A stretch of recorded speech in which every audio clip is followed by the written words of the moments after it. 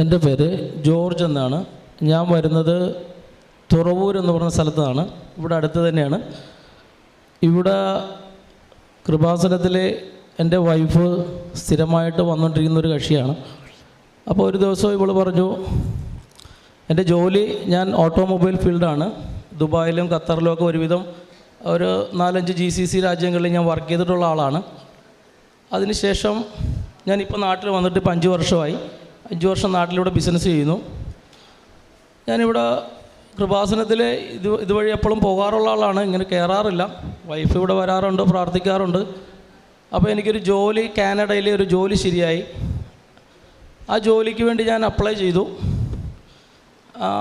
ജോലി ശരിയായി, എനിക്ക് എല്ലാ കാര്യങ്ങളും റെഡിയായെന്ന് പറഞ്ഞതാണ്.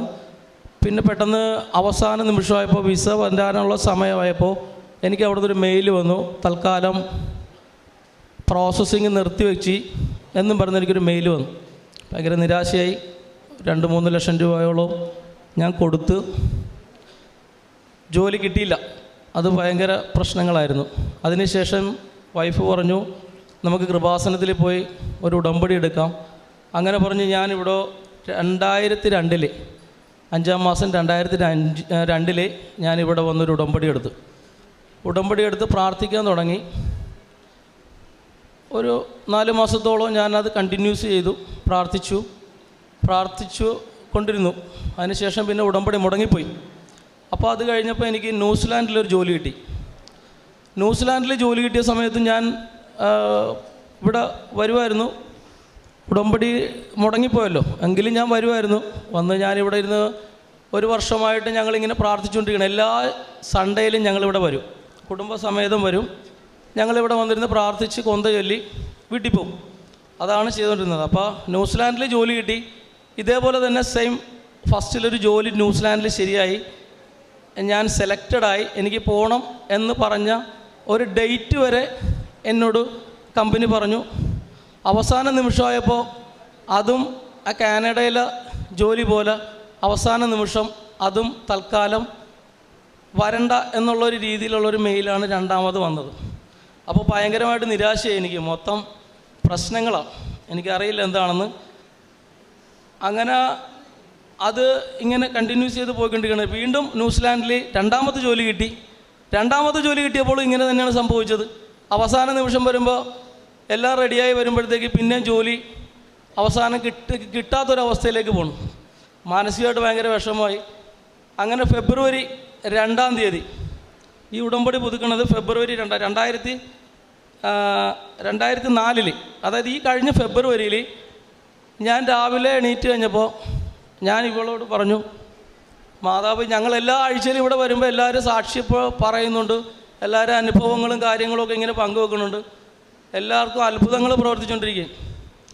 കഴിഞ്ഞ ഫെബ്രുവരി 2-ാം തീയതി ഞാൻ ഇവളോട് പറഞ്ഞു, രാവിലെ എണീറ്റപ്പോൾ ഞാൻ ഇവളോട് പറഞ്ഞു, മാതാവ് നമ്മുടെ കാര്യമൊന്നും നടത്തി തന്നെ ലക്ഷണമൊന്നും കാണുന്നില്ല, നമ്മൾ പ്രാർത്ഥിച്ചിട്ടും ഒരു ഫലം കിട്ടുന്നില്ലെന്ന് പറഞ്ഞു. 2-ാം തീയതി രാവിലെയാണ് ഞാൻ ഈ സംഭവം പറയുന്നത്. 2-ാം തീയതി രാവിലെ ഞാൻ എണീറ്റ് എൻ്റെ ഭാര്യയോട് ഇങ്ങനെ പറഞ്ഞപ്പോൾ, ഇത് പറഞ്ഞൊരു 10 മിനിറ്റ് കഴിഞ്ഞില്ല, ഇവൾ എൻ്റെ അടുത്ത് പറഞ്ഞ വാക്ക് ഇതാണ്, എന്തായാലും ഉടമ്പടി എടുത്ത് പ്രാർത്ഥിച്ചതല്ലേ, നമുക്ക് ഒന്നുകൂടെ ഒന്ന് പുതുക്കാം, ഒന്നുകൂടെ പുതുക്കി ഒന്ന് പ്രാർത്ഥിക്കാമെന്ന് പറഞ്ഞു. ഇത് പറഞ്ഞപ്പോൾ ഞാനിവിടെ ഒരു കമ്പനി നടത്തിക്കൊണ്ടിരിക്കുകയാണ്. ഒരു ഓട്ടോമൊബൈൽ കമ്പനിയാണ്. അത് നടത്തിക്കൊണ്ടിരിക്കുക. 10-15 സ്റ്റാഫുണ്ട്. അത്യാവശ്യം നല്ല രീതിയിൽ കാര്യങ്ങളൊക്കെ പോകുന്നുണ്ട്. പക്ഷേ ഭയങ്കര ടെൻഷനാണ് ജോബ്. അപ്പോൾ എനിക്ക് വെളിയിലോട്ട് പോകണമെന്ന് തന്നെ ഇതായിട്ടിരിക്കുക. അങ്ങനെ 2-ാം തീയതി രാവിലെ ഇവൾ എന്നോട് പറഞ്ഞു, നമുക്ക് ഇന്ന് എല്ലാ തിരക്കുകളും മാറ്റിവെച്ച് കൃപാസനത്തിൽ പോയിട്ട് ഉടമ്പടി ഒന്ന് പുതുക്കാം, എന്നിട്ട് നമുക്കൊന്ന് പ്രാർത്ഥിച്ച് നോക്കാം, എന്തെങ്കിലും നടപടി ഉണ്ടാകുമെന്ന് പറഞ്ഞു. ഇത് പറഞ്ഞ് തീർന്ന് ഞാൻ ടോയ്ലറ്റിലോട്ട് കയറിയില്ല. അപ്പോൾ എനിക്ക് ന്യൂസിലാൻഡിൽ നിന്നൊരു കോൾ വന്നത് ഇങ്ങനെയാണ്, 1 അവർ ടൈമുണ്ട്, നിങ്ങൾ പെട്ടെന്ന് ഒരു ഇൻ്റർവ്യൂവിന് പ്രിപ്പയർഡ് ആകാൻ പറഞ്ഞു, ലൈവ് ഇൻ്റർവ്യൂ ആണ് എന്ന് പറഞ്ഞു. ഞാൻ ഉടനെ തന്നെ എൻ്റെ മോളെ വിളിച്ചു. എൻ്റെ മോളോട് പറഞ്ഞു, ഞങ്ങൾ താമസിക്കുന്നത് ഇപ്പോൾ ചേർത്തലയിലാണ്. ഞാനിപ്പോൾ ഇവളോട് പറഞ്ഞു, നമുക്ക് കൃപാസനത്തിലേക്ക് പോവാം, ഇൻ്റർവ്യൂ അവിടെ വെച്ചാകട്ടെ, 1 അവർ കൊണ്ട് ഇവിടുന്ന് ഒരു അരമണിക്കൂർ മതി. പെട്ടെന്ന് ഞാൻ റെഡിയായി. ഞാനും എൻ്റെ മോളും കൂടെ നേരെ കൃപാസനത്തിൻ്റെ വാതിക്കൽ വന്ന് കാറിൽ വന്ന് ഞാനവിടെ വണ്ടി നിർത്തി. ഞാൻ ഈ മാതാവിൻ്റെ നടയിൽ നിന്ന് പ്രാർത്ഥിച്ച് ഒരു 5 മിനിറ്റ് കഴിഞ്ഞപ്പോൾ വീണ്ടും എനിക്കൊരു കോൾ വന്നു. 15 മിനിറ്റ് ടൈമുണ്ട്, നിങ്ങൾ റെഡി അല്ലേ എന്ന് ചോദിച്ചു. അപ്പോൾ ഞാൻ പറഞ്ഞു, സാറേ ഞാൻ റെഡിയാണ്, ഓക്കെ ആണെന്ന് പറഞ്ഞു. അപ്പോൾ കൃപാസനത്തിൽ ഉടമ്പടി ചെയ്യുമ്പോൾ നമുക്കൊരു കാശുരൂപം തരുമല്ലോ, അതെൻ്റെ കൈവശം ഉണ്ടായിരുന്നു. ഞങ്ങൾ കാറിലേക്ക് കയറി. ഞാൻ റെഡിയായിട്ടിരുന്നപ്പോൾ തന്നെ പെട്ടെന്നൊരു കോൾ വന്നു. അതൊരു കോൺഫറൻസ് കോളായിരുന്നു. 4-5 സായിപ്പന്മാരുണ്ടായിരുന്നു. അവർ കുറേ ചോദ്യങ്ങളൊക്കെ ചോദിച്ചു. ഒരു 30 മിനിറ്റ് ഇൻ്റർവ്യൂ. ആ ഇൻ്റർവ്യൂവിൽ ഞാൻ ഓൾറെഡി പാസ്സായി. അവർ ചോദിച്ച കാര്യങ്ങളൊക്കെ കൃത്യമായിട്ട് എനിക്ക് പറയാൻ ആൻസർ ചെയ്യാൻ പറ്റി. എന്നെ അവർ സെലക്ട് ചെയ്തു. ന്യൂസിലാൻഡിൽ ഒരു കമ്പനി എന്നെ സെലക്ട് ചെയ്തു. അങ്ങനെ ഞാൻ ഇവിടെ വന്നു. അപ്പം തന്നെ ഉടമ്പടി ഞാൻ പുതുക്കി. അന്നേ ദിവസം തന്നെയാണ് ഈ ഇൻ്റർവ്യൂ നടക്കണം. അന്നാണ് ഞാനിവിടെ ഉടമ്പടി പുതുക്കാൻ വേണ്ടി എൻ്റെ വൈഫ് പറയണതും ഞാനിവിടെ വരുന്നതും. ഉടമ്പടി എൻ്റെ ഇൻ്റർവ്യൂ കഴിഞ്ഞ് ഞാൻ സെലക്റ്റായി കഴിഞ്ഞപ്പോൾ അപ്പം തന്നെ ഞാനും മോളും കൂടെ വന്ന് ഇൻ്റർവ്യൂ ഇവിടെ ഉടമ്പടി പുതുക്കി. പിന്നെ അവരെൻ്റെ അടുത്ത് പറഞ്ഞ കാര്യം എന്ന് പറഞ്ഞാൽ, നമുക്ക് ജോലി കിട്ടി, നമ്മുടെ ലീഗൽ പ്രോസസ്സൊക്കെ ചെയ്യുന്നത് വേറെ കമ്പനികളാണ്. അപ്പോൾ അവർ ചോദിക്കണ എല്ലാ ഡോക്യുമെൻറ്റ്സും ഒരാഴ്ചക്കുള്ളിൽ കൊടുക്കണമെന്ന് പറഞ്ഞു. പെട്ടെന്ന് കാര്യങ്ങൾ ചെയ്യാൻ വേണ്ടി ഒരാഴ്ച കൊടുക്കണമെന്ന് പറഞ്ഞു. അപ്പോൾ ഞാൻ എൻ്റെ CV-യിൽ ഞാൻ ഖത്തർ എക്സ്പീരിയൻസ് മാത്രമേ കാണിച്ചിട്ടുള്ളായിരുന്നു. ഖത്തറിൽ ഞാൻ 12 വർഷം ജോലി ചെയ്ത ആളാണ്. അപ്പോൾ ഖത്തറിലുള്ള എല്ലാ ഡീറ്റെയിൽസും വേണം. PCC വേണം, പോലീസ് ക്ലിയറൻസ് പേപ്പർ വേണം, പിന്നെ എൻ്റെ ബാങ്ക് സ്റ്റേറ്റ്മെൻറ്റ് വേണം, എൻ്റെ കമ്പനിയുടെ കോൺട്രാക്റ്റ് വേണം, ഇതെല്ലാം വേണം. ഒരാഴ്ച സമയമുള്ളൂ. ഞാൻ ഉടനെ തന്നെ എൻ്റെ ഒരു ഫ്രണ്ട് ഖത്തറിലുണ്ട്, ഇവളുടെ ഒരു അങ്കിളുണ്ട്, അങ്കിളിനെ വിളിച്ചിട്ട് PCCയുടെ കാര്യം ചോദിച്ചു. അങ്കിളെ എനിക്ക് PCC വേണം, PCC ഇല്ലാതെ ഒന്നും നടക്കില്ല എന്ന് പറഞ്ഞു. അങ്ങനെ അങ്കിള് CID ഓഫീസിൽ പോയി PCCയുടെ കാര്യം ചോദിച്ചപ്പോൾ അവർ പറഞ്ഞു, തൽക്കാലം PCC ഖത്തർ ഗവൺമെൻറ് കൊടുക്കുന്നില്ല എന്നാണ് അവിടെ നിന്ന് കിട്ടിയ ആൻസർ. പിന്നെ ഞാൻ എൻ്റെ ഒരു ഫ്രണ്ടിനോട് ചോദിച്ചു. ഫ്രണ്ട് പറഞ്ഞു, PCC കിട്ടും, 1 ലക്ഷം രൂപ നമ്മൾ ഇവിടുത്തെ ഇന്ത്യൻ മണി കൊടുത്താൽ 1 ലക്ഷം രൂപ കിട്ടുമെന്നാണ് എൻ്റെ ഫ്രണ്ട് പറഞ്ഞത്. എൻ്റെ ഫ്രണ്ട് എറണാകുളത്തുള്ളതാണ്, നിയാസ് എന്നാണ് പേര്. പുള്ളി പറഞ്ഞത് 1 ലക്ഷം രൂപ നീ കൊടുത്താൽ നിനക്ക് ഖത്തർ PCC കിട്ടുമെന്ന് പറഞ്ഞു. ഞാൻ ഉടനെ തന്നെ ഭയങ്കര പ്രയാസത്തിലായി. ഞങ്ങൾ പ്രാർത്ഥിച്ച്, രണ്ടുപേരും കൂടെ പ്രാർത്ഥിച്ച് കഴിഞ്ഞപ്പോൾ എൻ്റെ മനസ്സിലൊരു തോന്നൽ, ഒന്ന് ഖത്തർ വരെ പോകാം എന്നങ്ങനെ വിചാരിക്കുന്നത് തിങ്കളാഴ്ചയാണ്. ചൊവ്വാഴ്ച തന്നെ എനിക്ക് പെട്ടെന്ന് വിസ അവനെ അയച്ചു തന്നു. പെട്ടെന്ന് ടിക്കറ്റ് എടുത്തു. ഞാൻ ഖത്തറിൽ ചെല്ലുന്നത് ചൊവ്വാഴ്ച രാത്രി ഞാൻ ഖത്തറിൽ ഇറങ്ങി. എൻ്റെ അങ്കിൾ വന്നിട്ടുണ്ടായിരുന്നു. അങ്കിളും ഞാനും കൂടെ വീട്ടിൽ പോയി. പിറ്റേ ദിവസം രാവിലെ അവിടെ 6 മണിക്ക് ഓഫീസൊക്കെ സ്റ്റാർട്ടാവും. അപ്പോൾ ഞാനൊരു 5 മണിയായപ്പോൾ എണീറ്റു. ഒരു കൊന്ത ചൊല്ലി പ്രാർത്ഥിച്ച്, കൃപാസനത്തിലെ പ്രാർത്ഥന ചൊല്ലി ഞാൻ അങ്കിളിനോട് പറഞ്ഞു, അങ്കിളെ CID ഓഫീസിൽ പോകാമെന്ന് പറഞ്ഞു. ഞാനും അങ്കിളും കൂടെ CID ഓഫീസിൽ പോയി. ഞാൻ അവിടെ ചെന്ന് CID ഓഫീസിൽ അങ്കിൾ എന്നെ ഡ്രോപ്പ് ചെയ്തിട്ട് പോയി. അങ്കിൾ ഓഫീസിൽ പോകണം. അപ്പോൾ ഞാൻ അവിടെ നിന്നിങ്ങനെ CID ഓഫീസിൻ്റെ ഫ്രണ്ടിൽ, അപ്പോൾ ഇവിടുന്ന് തന്ന ഉപ്പുണ്ടായിരുന്നു. ഞാൻ ആ ഉപ്പ് ഒരു സ്വല്പം എടുത്ത് ആരും കാണാതെ ആ CID ഓഫീസിൻ്റെ വാതിക്കെ ഞാനിങ്ങനെ ചെറുതായിട്ടിട്ടു. ഞാൻ അവിടെ നിന്ന് ഒരു കൊന്ത 10 എണ്ണം ഞാൻ ചൊല്ലി. എന്നിട്ട് ഞാൻ നേരെ CID ഓഫീസിൻ്റെ അകത്തേക്ക് കയറി റിസപ്ഷനിൽ ചെന്നു. അവിടെ ചെന്നപ്പോൾ ഒരു സുഡാനി ഉണ്ടായിരുന്നു. ഞാൻ പുള്ളിയുടെ കാര്യങ്ങളൊക്കെ വളരെ വ്യക്തമായിട്ട് പറഞ്ഞു.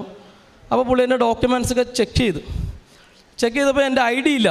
ഖത്തർ ID ഉണ്ട്, ഒരു ID കാർഡുണ്ട് നമ്മുടെ ഇവിടുത്തെ ആധാർ പോലെ. ആ ID കാർഡ് എൻ്റെ കയ്യിൽ നിന്ന് നഷ്ടപ്പെട്ടു പോയി. അത് 12 വർഷം മുമ്പാണ് ഞാൻ ഖത്തറിൽ ജോലി ചെയ്തത്. അതെൻ്റെ കയ്യിൽ ഇല്ലാതെ പോയി. അപ്പോൾ അതില്ലാതെ PCCക്ക് അപ്ലൈ ചെയ്യാൻ പറ്റില്ല എന്നാണ് ഫസ്റ്റ് പറഞ്ഞത്. ഞാൻ ആപ്പോടെ വിഷമിച്ച്. അങ്ങനെ പുള്ളി, ഞാൻ ചോദിച്ചു, ഈ ഖത്തർ ID ഇനിയിപ്പോൾ എടുക്കണമെങ്കിൽ എന്ത് ചെയ്യണമെന്ന് വെച്ചാൽ പുള്ളി പറഞ്ഞു പാസ്പോർട്ട് ഓഫീസിൽ പോകണമെന്ന് പറഞ്ഞു. ഞാൻ അങ്ങനെ തിരിച്ച് പാസ്പോർട്ട് ഓഫീസിൽ പോയി. അപ്പോൾ തന്നെ ഒരു പാകിസ്ഥാനിയുടെ ടാക്സി വിളിച്ചു. ഞാൻ പാസ്പോർട്ട് ഓഫീസിൽ ചെന്ന്, അവിടെയും പാസ്പോർട്ട് ഓഫീസിൽ കയറുന്ന സമയത്തും ഞാൻ ഈ ഉപ്പ് അല്പം എടുത്ത് അവിടെ ഇട്ട് പ്രാർത്ഥിച്ചിട്ടാണ് ഞാൻ അതിനകത്ത് കയറിയത്. അപ്പോൾ ഒരു മലപ്പുറംകാരൻ ഒരു ഇക്കാനെ കണ്ട്, ഇക്കാട് കാര്യങ്ങളൊക്കെ ഞാൻ പറഞ്ഞു. അപ്പോൾ ഇക്കാട് ഞാൻ പറഞ്ഞു, ഒരാഴ്ചക്കുള്ളിൽ ഈ പേപ്പറെല്ലാം ശരിയായില്ലെങ്കിൽ എനിക്ക് ജോലി കിട്ടില്ല, അതുകൊണ്ട് വളരെ അത്യാവശ്യമാണ്. അപ്പോൾ അവരുടെ ടൈം ഓൾറെഡി കഴിഞ്ഞെന്നാണ് അവർ പറഞ്ഞത്. ചെറിയ സമയമുള്ളൂ പാസ്പോർട്ട് ഓഫീസിൽ. ഈ ID ഡിപ്പാർട്ട്മെൻറ്റിൽ വർക്ക് ചെയ്യുന്ന ആൾക്കാർക്ക് 2-3 മണിക്കൂർ മാത്രമല്ല എന്നൊക്കെ അവർ പറഞ്ഞത്. എനിക്കറിയില്ല. ഞാൻ പറഞ്ഞു, എങ്ങനെയെങ്കിലും എനിക്ക് ആ ID ഒരു കോപ്പി കിട്ടണം, കോപ്പി കിട്ടിയാൽ മാത്രമേ PCCക്ക് അപ്ലൈ ചെയ്യാൻ പറ്റുള്ളൂ എന്ന് പറഞ്ഞു. അങ്ങനെ പുള്ളി പറഞ്ഞു, നീ വെയിറ്റ് ചെയ്, അങ്ങോട്ട് മാറിയിരിക്കുക, ഞാനൊന്ന് ചെക്ക് ചെയ്യട്ടെന്ന് പറഞ്ഞു. ഞാൻ അവിടെ മാറിയിരുന്ന് ഞാൻ വീണ്ടും ഒരു കൊന്ത കൂടെ ഞാൻ ചൊല്ലി. ഭാഗ്യം എന്ന് പറയട്ടെ, മാതാവിൻ്റെ ഒരു അത്ഭുതമാണ് അവിടെ പ്രവർത്തിച്ചത്. പുള്ളി നോക്കിയപ്പോഴത്തേക്ക് എൻ്റെ 2007 അത് കഴിഞ്ഞിട്ട് ഇങ്ങോട്ട് കുറേ വർഷം ഞാൻ വർക്ക് ചെയ്തതാണ്. 2007 ഫസ്റ്റ് വർഷത്തെ ഒരു ID-യുടെ ഒരു കോപ്പി സിസ്റ്റത്തിൽ കിടപ്പുണ്ട് അവരുടെ. ഞാൻ പറഞ്ഞു അതെടുത്തതാ, ഞാൻ അതുമായിട്ടൊന്ന് ചെന്ന് നോക്കട്ടെ എന്ന് പറഞ്ഞു. അങ്ങനെ എനിക്ക് അവർ ആ ID-യുടെ കോപ്പി തന്നു. ഞാൻ ഇതുമായിട്ട് വീണ്ടും അപ്പം തന്നെ ആ പാകിസ്ഥാനിയുടെ വണ്ടിയിൽ തന്നെ ഞാൻ ഓടി, ഞാൻ CID ഓഫീസിൽ വന്നു. CID ഓഫീസിൽ വന്ന് ഇത് കൊടുത്തപ്പോൾ ഞാൻ പുള്ളിയോട് പറഞ്ഞു, സാറേ എനിക്ക് എങ്ങനെയെങ്കിലും ഇന്ന് തന്നെ ഈ പേപ്പർ ഒന്ന് സെറ്റ് ചെയ്ത് തന്നെ എന്ന് പറഞ്ഞു. അപ്പോൾ പുള്ളി എൻ്റെ അടുത്ത് പറഞ്ഞ കാര്യം ഇതാണ്, 7 വർക്കിംഗ് ഡേയിൽ 7 ദിവസം വർക്കിംഗ് ചെയ്തത് അത് കഴിഞ്ഞിട്ട് നിനക്ക് ഈ പേപ്പർ, അത് നിനക്ക് മെയിലിൽ വഴിയേ വരുള്ളൂ, കയ്യിൽ പേപ്പർ കൊടുക്കില്ല അവർ, നിനക്ക് മെയിൽ അയച്ചു തരുമെന്ന് പറഞ്ഞു. ഉടനെ ഞാൻ അകപ്പാടെ വിഷമമായി, നമുക്ക് ടൈമില്ലല്ലോ. അങ്ങനെ ഞാൻ പുള്ളിയോട് പറഞ്ഞു. അപ്പം ഞാൻ വളരെ വിഷമിച്ച് നിൽക്കുകയാണ്. വിഷമിച്ച് നിന്നത് ഞാനിങ്ങനെ നിന്ന് കൊന്ത ഒന്നുകൂടെ ചൊല്ലിയിട്ട് പുള്ളി എൻ്റെ അടുത്ത് ഞാൻ പറഞ്ഞു, ഒന്നുകൂടെ ഒന്ന് ട്രൈ ചെയ്യും, ഞാൻ വേണമെങ്കിൽ മുദീറിനെ കയറി കാണാം. CID ഓഫീസർ റാങ്ക് ലിസ്റ്റിലുള്ള ഒരാൾ, ആരോ ഒരു മുദീർ അതിനകത്ത് സൈൻ ചെയ്യണം. പുള്ളി ഓൾറെഡി അവിടെ ഉണ്ട്. ഞാൻ പറഞ്ഞു, സാറേ എനിക്കൊരു ചാൻസ് തന്നാൽ ഞാൻ കയറി പുള്ളീൻ്റെ അടുത്ത് സംസാരിക്കാം, എനിക്കൊരു അവസരം തരും. അപ്പോൾ പുള്ളി എൻ്റെ അടുത്ത് പറഞ്ഞു, അങ്ങനെയൊന്നും അവരെ കാണാൻ പറ്റത്തില്ല, അപ്പോയിൻമെൻറ്റ് എടുക്കണം, ഇതാണെന്നൊക്കെ പറഞ്ഞു. ഞാൻ പറഞ്ഞു, എൻ്റെ ആവശ്യം വളരെ അത്യാവശ്യമായതുകൊണ്ടാണ്, എനിക്കൊരു ചാൻസ് തന്നാൽ ജസ്റ്റ് ഒന്ന് ഞാൻ സംസാരിച്ചോട്ടെന്ന് പറഞ്ഞു. പുള്ളി പറഞ്ഞത് നടക്കില്ല എന്ന് പറഞ്ഞു. നീ പറഞ്ഞ് ഞാൻ അവിടെ മാറിയിരിക്കും, ഞാൻ നോക്കട്ടെ എന്ന് പറഞ്ഞ് എന്നെ അവിടെ മാറ്റിയിരുത്തി. ഒരു 10 മിനിറ്റ് കഴിഞ്ഞപ്പോൾ ഒരു 10-20 മിനിറ്റ് കഴിഞ്ഞപ്പോൾ ഇയാൾ എന്നെ ഓഫീസിലോട്ട് വിളിച്ചിട്ട് എനിക്ക് പുള്ളി ഇങ്ങനെ ഷൈക്കാൻഡ് തന്നിട്ട് പറഞ്ഞ്, നീ ഭയങ്കര ലക്കാണ്, നിൻ്റെ പേപ്പർ കൊടുത്തപ്പോൾ തന്നെ പുള്ളി സൈൻ ചെയ്തെന്നാണ് പറഞ്ഞ. പുള്ളി വേറെ ഒന്നും ചോദിച്ചില്ല. ഞാൻ കൊടുത്ത പേപ്പർ ആപ്ലിക്കേഷൻ ഫോമിൽ ഞാൻ ഇതെല്ലാം കൊടുത്തു കഴിഞ്ഞപ്പോൾ തന്നെ ഞാനപ്പോൾ അവിടെ നിന്ന് പ്രാർത്ഥിച്ചുകൊണ്ടിരിക്കുക. അപ്പോൾ പുള്ളി ഓൾറെഡി CID ഓഫീസർ അതിനകത്ത് സൈൻ ചെയ്യേണ്ട വ്യക്തി ഓൾറെഡി സൈൻ ചെയ്തു. 7 ദിവസം കൊണ്ട് കിട്ടുള്ളൂ എന്ന് പറഞ്ഞ ആ PCCയുടെ സർട്ടിഫിക്കറ്റ് എനിക്ക് ഒരു ദിവസം പോലും സമയമില്ലാതെ ഒരു 5-6 മണിക്കൂർ പോലും സമയം എടുക്കുന്നതിന് മുമ്പ് തന്നെ എനിക്ക് ആ പേപ്പർ എൻ്റെ കയ്യിൽ കിട്ടി. സർട്ടിഫിക്കറ്റ് എനിക്ക് എഴുതി അവർ കയ്യിലാണ് തന്നത്. ഞാൻ അവിടെ നിന്ന് ശരിക്കും ഷോക്കടിച്ച പോലെ പോയി. കാരണം ഇവിടെ നിന്ന് ചോദിച്ചപ്പോൾ 1 ലക്ഷം രൂപയാണ് ആ പേപ്പറിന് പറഞ്ഞത്. 1 ലക്ഷം രൂപ വരും. അവിടെ ചെന്ന് കഴിഞ്ഞപ്പോഴത്തേക്ക് അങ്കിൾ ചോദിച്ചപ്പോൾ PCCയുടെ പേപ്പർ തരുന്നില്ല, ഖത്തർ ഗവൺമെൻറ് കൊടുക്കണില്ല എന്നൊക്കെ പറഞ്ഞ പേപ്പർ നിസ്സാര സമയം കൊണ്ട് ഞാൻ അവിടെ പോയിരുന്നു 2-3 കൊന്ത ചൊല്ലുന്ന എൻ്റെ ഒരു ഓർമ്മ. അത്രയും ചൊല്ലി കഴിഞ്ഞപ്പോഴത്തേക്ക് എനിക്ക് ആ പേപ്പർ കൃത്യമായിട്ട് എനിക്ക് ആ PCC എനിക്ക് എൻ്റെ കയ്യിൽ കിട്ടി. പിന്നെ എനിക്ക് അപ്പോൾ PCC റെഡിയായി. അടുത്ത സ്റ്റെപ്പെന്ന് പറഞ്ഞിട്ടുണ്ടെങ്കിൽ ബാങ്ക് സ്റ്റേറ്റ്മെൻറ്റ് വേണം. 12 വർഷത്തെ ബാങ്ക് സ്റ്റേറ്റ്മെൻറ്റ്, അതിനകത്ത് മിനിമം 6 മന്തെങ്കിലും ലാസ്റ്റ് വർക്ക് ചെയ്ത 6 മാസത്തെ ബാങ്ക് സ്റ്റേറ്റ്മെൻറ്റെങ്കിലും വേണം. ഞാൻ പ്രാർത്ഥിച്ചുകൊണ്ട് നേരെ ബാങ്കിൽ പോയി ഞാൻ അവിടെ അവരുടെ ബ്രാഞ്ചിൽ ചെന്നപ്പോൾ പുള്ളി എൻ്റെ പഴയ പാസ്പോർട്ടിൻ്റെ കോപ്പിയിൽ വിസ ഉണ്ട്, അത് വെച്ച് നോക്കിയിട്ട് സിസ്റ്റത്തിൽ എൻ്റെ ബാങ്ക് ഡീറ്റെയിൽസ് ഒന്നും കാണുന്നില്ല, 12 വർഷം മുമ്പുള്ളതാണ്. അപ്പോൾ ഞാൻ ചോദിച്ചു, സാറേ എന്തെങ്കിലും വഴിയുണ്ടോ, ബാങ്ക് സ്റ്റേറ്റ്മെൻറ്റ് എന്തായാലും കിട്ടിയാലേ പറ്റുള്ളൂ, വിസ പ്രോസസ്സിങ്ങിന് ഇതിന് അത്യാവശ്യമായ ഒരു സാധനമാണ്, അപ്പോൾ അത് കിട്ടിയാലേ പറ്റുള്ളൂ എന്ന് പറഞ്ഞു. കാര്യം അതില്ലെങ്കിൽ നടക്കില്ല. അപ്പോൾ പുള്ളി പറഞ്ഞു, ഇതൊക്കെ 12 വർഷം മുമ്പുള്ള ഫയലൊക്കെ അവർ സിസ്റ്റത്തിൽ നിന്ന് മാറ്റിക്കളയും, പിന്നെ അത് വേറെ ഫയലിലോട്ട് അവർ മാറ്റും. അപ്പോൾ അത് എടുക്കണമെന്നുണ്ടെങ്കിൽ ഒരുപാട് IT സെക്ഷനിൽ പെട്ട മുതിർന്നവരുടെയൊക്കെ ഒരുപാട് സൈനുകളും കാര്യങ്ങളും അനുവാദങ്ങളും ഇല്ലാതെ അത് എടുക്കാൻ പറ്റില്ല എന്ന് പറഞ്ഞു. അവിടെയും ഭയങ്കര വിഷമമായി. ഞാൻ അങ്ങനെ പിന്നെയും പ്രശ്നങ്ങളിലേക്കാണ് പോണത്. പിന്നെ ഞാൻ അവിടെ ഇരുന്ന് ഇതേപോലെ ഒരു കൊന്ത ചൊല്ലി. അപ്പോൾ ഭയങ്കര തടസ്സങ്ങൾ പോലെ ഓരോ സ്ഥലത്ത് ചെല്ലുമ്പോഴും ഭയങ്കര. അപ്പോൾ ഞാൻ പുള്ളിയോട് പറഞ്ഞു, സാറേ ഇനി എന്തെങ്കിലും വഴിയുണ്ടോ, ആരെങ്കിലും നമ്മൾ കണ്ടിട്ടത് സ്റ്റേറ്റ്മെൻറ്റ് എടുക്കാനുള്ള എന്തെങ്കിലും ഒരു പോകും വഴി ഉണ്ടോ എന്ന് ചോദിച്ചപ്പോൾ പുള്ളി എൻ്റെ അടുത്ത് പറഞ്ഞു, ഹെഡ് ഓഫീസിലോട്ട് ഞാൻ ഒരാളെ വിളിച്ചിട്ടുണ്ട്, നീ അയാളെ പോയി കാണണമെന്ന് പറഞ്ഞു. ഹെഡ് ഓഫീസിൽ പോയിട്ട് പറഞ്ഞു, സാറിന് പുള്ളി മലപ്പുറത്തുള്ള ഒരു മലയാളിയാണ്. പുള്ളീനെ പോയി കണ്ടപ്പോൾ ഞാൻ പുള്ളിയെടുത്ത് കാര്യങ്ങളെല്ലാം പറഞ്ഞു. പറഞ്ഞപ്പോൾ പുള്ളി പറഞ്ഞു, നീ ഇന്ന് പോയിക്കോ, ഇന്ന് പോയിട്ട് നാളെ വാ, അത് അവരുടെ ഫയലിൽ നിന്ന് അത് ഓപ്പൺ ചെയ്യണമെന്നെങ്കിൽ കുറേ ആൾക്കാരുടെ സൈൻ വേണം, അത് IT സെക്ഷനിലെ ആൾക്കാരൊക്കെ വന്നിട്ട് ഇത് ചെയ്യാൻ പറ്റുള്ളൂ എന്നൊക്കെ പറഞ്ഞ് നീ പോയിട്ട് വാ എന്ന് പറഞ്ഞു. നാളെ എന്തായാലും വാ, നമുക്ക് ആലോചിക്കാമെന്ന് പറഞ്ഞു, നോക്കട്ടെ അവരെന്താ പറയണമെന്ന് കേൾക്കട്ടെ എന്ന് പറഞ്ഞു. ഞാൻ പറഞ്ഞു, അപ്പോൾ കാര്യങ്ങൾ പിന്നെ നമ്മൾ പറയുന്നുണ്ട്, 7 ദിവസത്തിനുള്ളിൽ ഇതെല്ലാം പേപ്പറെല്ലാം കൊടുക്കണമെന്നാണ് അവർ പറഞ്ഞത്. അങ്ങനെ ഞാൻ വീണ്ടും പിറ്റേ ദിവസം രാവിലെ ചെന്നപ്പോൾ ബാങ്കിൽ ചെന്ന് കഴിഞ്ഞപ്പോഴത്തേക്ക് ആ ഫയലുകൾ അവർ ഓൾറെഡി ഓപ്പൺ ചെയ്ത് എനിക്ക് 6 മാസത്തെ എൻ്റെ സ്റ്റേറ്റ്മെൻറ്റ് എനിക്ക് കിട്ടില്ല എന്ന് വിചാരിച്ചിരുന്ന എൻ്റെ 6 മാസം സ്റ്റേറ്റ്മെൻറ്റ് എനിക്ക് അന്ന് രാവിലെ കിട്ടി. അപ്പോൾ 3-ാമത്തെ ദിവസമായി സ്റ്റേറ്റ്മെൻറ്റും കിട്ടി. എൻ്റെ PCCയുടെ കാര്യങ്ങളും മാതാവ് ഷടേന്ന് കിട്ടില്ല എന്ന് പറഞ്ഞ സാധനങ്ങളാണ് പെട്ടെന്ന് എനിക്ക് സാധിച്ചു തന്നത്. അതിനുശേഷം ഞാൻ എൻ്റെ കമ്പനി പോയി, അബ്ദുൽ ഖാനി എന്ന് പറഞ്ഞാൽ ഖത്തറിലെ നമ്പർ 1 ടൊയോട്ട കമ്പനിയിലാണ് ഞാൻ വർക്ക് ചെയ്തത്. അവിടെ ചെന്ന് ചോദിക്കുമ്പോഴും അവർ പറഞ്ഞത്, എൻ്റെ പഴയ കോൺട്രാക്റ്റ് പേപ്പറൊന്നും എൻ്റെ അവിടെ ഇല്ല. അതും അവർ ആദ്യമേ ഒറാക്കിളായിരുന്നു സിസ്റ്റം, പിന്നെ ഇപ്പോൾ സാപ്പിലേക്ക് മാറ്റിയപ്പോൾ സിസ്റ്റത്തിൽ നിന്ന് അതെല്ലാം പോയി. 12 വർഷമായെന്നൊക്കെ അവരും ഇങ്ങനെ തന്നെ പറഞ്ഞത്. അപ്പോൾ അതും വേണം, കമ്പനിയുടെ കോൺട്രാക്റ്റ് പേപ്പർ വേണം. പിന്നെ ഞാൻ കമ്പനിയുടെ മെയിനായിട്ടുള്ള ആൾക്കാരുടെയൊക്കെ പേഴ്സണലി അവരെയൊക്കെ പോയി നേരിട്ട് കണ്ട് എനിക്ക് മാതാവ് അതും സാധിച്ചു തന്നു. എൻ്റെ എല്ലാ കാര്യങ്ങളും സാധിച്ചു. ഞാൻ സാധാരണഗതിയിൽ ന്യൂസിലാൻഡിൻ്റെ വിസ പ്രോസസ്സിംഗ് എന്ന് പറഞ്ഞിട്ട് ഒരു 6 മന്താണ് പറയണത്. എൻ്റെ ഫ്രണ്ട്സൊക്കെ അവിടെ ഉണ്ട്, ഒരുപാട് ആൾക്കാർ അവിടെ ഉണ്ട്. അപ്പോൾ അവരൊക്കെ പറഞ്ഞത് ഒരു 6 മാസമെങ്കിലും മിനിമം എടുക്കും ഇതിൻ്റെ വിസ പ്രോസസ്സിങ്ങിന്. ഞാൻ കഴിഞ്ഞ ഈ ഫെബ്രുവരിയിൽ പകുതിയോടെ ഞാൻ എൻ്റെ എല്ലാ പേപ്പറുകളും ഖത്തറിൽ നിന്ന്, അതേപോലെ തന്നെ എൻ്റെ മെഡിക്കൽ തന്നത് ഖത്തറിലേക്കായിരുന്നു. എൻ്റെ മെഡിക്കൽ എനിക്ക് അവർ അയച്ചിരുന്നത് ഖത്തറിൽ തന്നെ മെഡിക്കൽ ചെയ്യണം എന്നാണ് അവർ പറഞ്ഞിരുന്നത്. ഖത്തറിൽ മെഡിക്കൽ കഴിഞ്ഞു. എൻ്റെ എല്ലാ പേപ്പറുകളും എനിക്ക് ഈ പറഞ്ഞ ദിവസത്തിനുള്ളിൽ എല്ലാം എനിക്ക് സാധിച്ചു കിട്ടി. ഞാൻ അങ്ങനെ ഇരുന്ന് പിന്നെ മിക്കവാറും ആഴ്ചയിൽ 2 ദിവസം കൃപാസനത്തിൽ രാവിലെ പാട് വരുന്നുണ്ട്. ഇവിടെ വെള്ളിയാഴ്ച പാട് ഞങ്ങൾ രാവിലെ ഇവിടെ എല്ലാ ദിവസവും വെള്ളിയാഴ്ച വരും, സൺഡേയിൽ വരുന്നുണ്ട്. കണ്ടിന്യൂസ് പ്രാർത്ഥനയായിരുന്നു, എത്രയും പെട്ടെന്ന് പോകണമെന്ന് പറയട്ടെ. ഞാൻ കൊടുത്തിരിക്കുന്നത് ഫെബ്രുവരിയിലാണ്. ഫെബ്രുവരി കഴിഞ്ഞ് പിന്നെ മാർച്ച്, ഏപ്രിൽ 3-ാം തീയതി, അതായത് ഈ കഴിഞ്ഞ ഏപ്രിൽ 3-ാം തീയതി എനിക്ക് വിസ വന്നു. എൻ്റെ വിസ എനിക്ക് സാധാരണഗതിയിൽ അവിടെ 2 ഇയേഴ്സാണ് വിസ അടിക്കണം എന്നാണ്. വർക്കിംഗ് വിസ അടിക്കണത് 2 വർഷമാണ് അടിക്കണത്. എനിക്ക് മാതാവ് 5 വർഷം വിസ അടിച്ചു. 5 വർഷത്തെ വിസ അടിച്ചു. ഞാൻ നാളെ 10 മണിക്ക് ഞാൻ ഈ കൊച്ചി എയർപോർട്ടിൽ നിന്ന് ഞാൻ നാളെ ന്യൂസിലാൻഡിലേക്ക് വേണം. ഞാനപ്പോൾ ഒരു കാര്യം ഇവിടെ പറഞ്ഞിരുന്നു, ഞാനിവിടെ വന്ന് എൻ്റെ കുടുംബവുമായിട്ട് ഞാനിവിടെ വന്നിരുന്ന് സാക്ഷ്യം മാതാവിനോട് പറയാം, എന്നിട്ട് ഞാനിവിടുന്ന് പോകുള്ളൂ എന്ന് പറഞ്ഞിട്ടാണ് ഞാൻ ഇവിടെ പ്രാർത്ഥന ആരംഭിച്ചത് തന്നെ. ആ പ്രതിജ്ഞ ഞാൻ ഇവിടെ നിറവേറ്റിയാണ്. എൻ്റെ കുഞ്ഞുങ്ങളും എൻ്റെ ഭാര്യ എൻ്റെ കൂടെ ഉണ്ട്. അവർ ഞങ്ങളുടെ ആ ശക്തമായ പ്രാർത്ഥനയിൽ സംഭവിച്ച കാര്യങ്ങളാണ്. ഞാനിവിടെ വന്നു കഴിഞ്ഞാൽ ആ മൂലക്കാണ് ഞാൻ നിൽക്കാറുള്ളത്. ആ കോർണർ കൊണ്ട് ഞാനവിടെ ചാരി നിന്ന് പ്രാർത്ഥിച്ചിട്ടും പോണ ഒരാളായിരുന്നു. പക്ഷേ എൻ്റെ ജീവിതത്തിൽ മാതാവ് ഇടപെടാൻ തുടങ്ങിയപ്പോഴത്തേക്ക് എനിക്ക് ഈ പറഞ്ഞ കാര്യങ്ങളൊക്കെ അത് വളരെ പെട്ടെന്ന് നടക്കുന്ന കാര്യങ്ങളൊന്നും അല്ലായിരുന്നു മാതാവ് സാധിച്ചു തന്നത്. അതുകൊണ്ട് ഞാൻ ഇതിന് നന്ദി പറയണം മാതാവിനോടും ഈശോയ്ക്ക് ഒരുപാട് 1000 നന്ദി പറയാണ്. ഞാൻ നാളെ രാത്രി 10 മണിക്ക് പോവുകയാണ്. അതുകൊണ്ടാണ് ഞാൻ ഇന്ന് വന്നത്. കുറച്ച് കാര്യങ്ങളൊക്കെ ഉണ്ടായിരുന്നു. എൻ്റെ കമ്പനിയുടെ കാര്യങ്ങൾ വേറെ ആൾക്കാരെ ഏൽപ്പിക്കണമായിരുന്നു. ലൈസൻസ് കാര്യങ്ങൾ, എൻ്റെ GST കാര്യങ്ങളൊക്കെ എല്ലാം ക്ലോസ്. അപ്പോൾ ഈ ദിവസങ്ങളിൽ അതിൻ്റെ കാര്യങ്ങളൊക്കെ ആയിരുന്നു. അപ്പോൾ എല്ലാം കഴിഞ്ഞു, വളരെ ഫ്രീ ആയി. ഇനി നാളെ രാത്രി 10 മണിക്ക് ഞാൻ പോവുകയാണ്. അപ്പോൾ എൻ്റെ മാതാവിനും ഈശോയ്ക്കും 1000 നന്ദികൾ പറയാണ്.